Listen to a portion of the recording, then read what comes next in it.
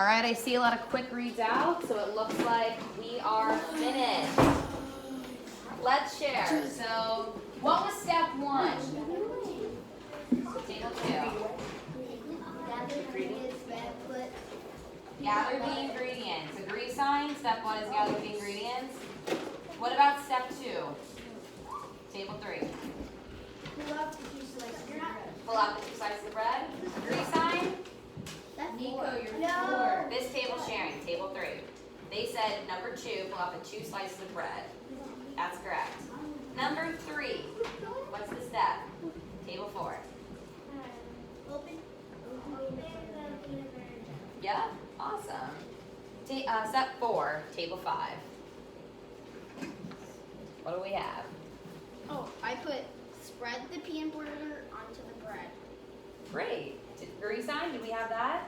Well, Some it people could be put the other the way. jelly first. Yeah, the jelly. Yeah. It could be the other way. See, our steps are going to look a little bit different. That's okay, as long as we see that there's an order here. Step 5, table 1. Yeah. H. Yep, spread the jelly onto the bread. Awesome. Step 7, table 2. 6, you're right. Combine the 2 slices. Combine the 2 slices. Agree sign? Yep. Yeah? All right, looks like we're all on the same page. Step 7, table 3. A, yep, agree sign. Do we cut the sandwich next? All right, awesome. What comes next, table 4? Clean up the workspace. No, eat the sandwich. No, clean up the workspace. That's okay if we're having disagreements. You could either eat the sandwich and then clean up your workspace, or clean up your workspace and then eat the sandwich. So it could be either or. It could be eat the sandwich and then clean up, just depending. So do we see how, when we read that story, it didn't really make sense, but when we put it in order, it told a story about how to make a peanut butter and jelly sandwich. Yeah?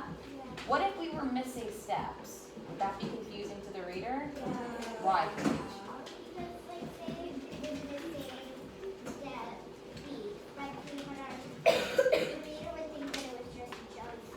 Exactly. They wouldn't be getting all the facts. Totally. Okay, so now we're going to see how the sequence of events in our article, Benjamin Banneker, is important. So let's hold up our articles, and I'm going to give each of you a clock. We're not going to touch it yet.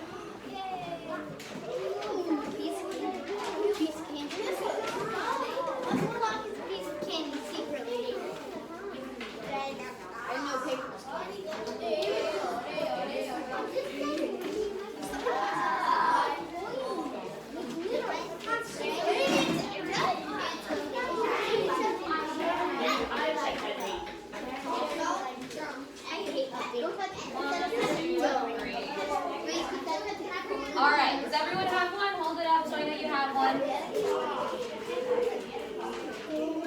Okay, class.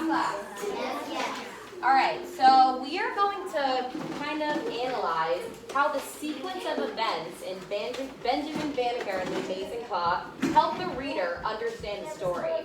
So I'm going to give each table a specific paragraph, and you're going to write what happens in that paragraph in order. So I did an example. I will show you. So I did paragraphs 1, 2, 3, and 4. I did a couple. So I'm going to put them up here. So in the number 1 slot, I wrote about what happened in paragraph 1. So let me read that to you. In paragraph 1, it says, until he was about 20 years old, Benjamin Banneker had never seen a watch or clock.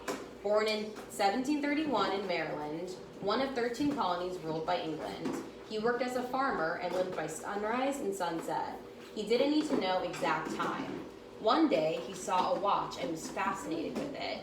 Today, no one knows whose watch it is, but he borrowed it and studied how it worked. So in the number 1 slot, I wrote Benjamin Banneker never had seen a watch until he was 20 years old, and he lived by sunrise and sunset. he was fascinated by a clock. In number 2, it was only one sentence, number 2, but it said, then he built a clock, so I wrote what happened. He decided to build a clock in number 2. So when you get your assigned paragraph, you're going to write in the slot. So if you have paragraph 7, you're going to write where it says number 7, what happens in order in that paragraph. Okay, you too? That's okay. Are there any questions? Or what questions do you have? Okay, so table 3, you're going to do paragraphs 7 and 8. Table 2, paragraphs 5 and 6. Okay, so you're going to Table 1, paragraph 3 and 4. Table 4, 9 and 10. And table 5, 11 and 12. I'm going to give you 5 minutes to do this, okay? And then we're going to share out at the end, and we're going to complete the clock. So go ahead and get started and work with your table. Which numbers are you guys? Okay, so wait, here's what you need to know. Look, with the clock, your summary of paragraph 9 will go